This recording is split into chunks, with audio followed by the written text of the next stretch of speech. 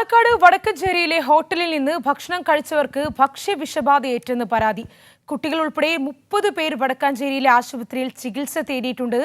വിവരങ്ങളുമായി ഇപ്പോൾ സച്ചിൻ ചേരുന്നുണ്ട്. സച്ചിൻ, എപ്പോഴായിരുന്നു സംഭവം? 30 പേരാണ് ഇപ്പോൾ ആശുപത്രിയിൽ ചികിത്സയിലുള്ളത്. അതോടൊപ്പം തന്നെ പഴകിയ ഭക്ഷണം കണ്ടെത്തിയ ഹോട്ടലുകൾ ആരോഗ്യ വിഭാഗം പൂട്ടിച്ചു എന്നുകൂടി മനസ്സിലാക്കുന്നു. എങ്ങനെയൊക്കെയാണ് വിവരങ്ങൾ? ശ്രീനിധി, കഴിഞ്ഞ ചൊവ്വാഴ്ചയോടുകൂടിയാണ് പാലക്കാട് വടക്കഞ്ചേരിയിലെ ചങ്ങായിസ് കഫേ എന്ന ഹോട്ടലിൽ നിന്നും ഭക്ഷണം കഴിച്ചവർക്ക് ഭക്ഷ്യവിഷബാധ ഉണ്ടായിരിക്കുന്നത്.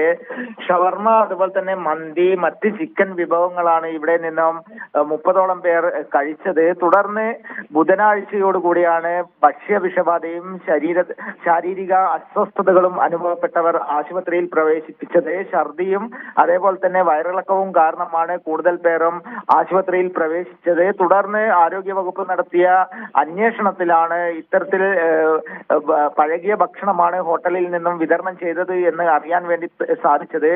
തുടർന്ന് ഹോട്ടലിലെ നോട്ടീസ് പതിച്ച് നിലവിൽ ഹോട്ടലിനെതിരെ നടപടി സ്വീകരിച്ചിരിക്കുകയാണ് ഭക്ഷ്യ വകുപ്പ്.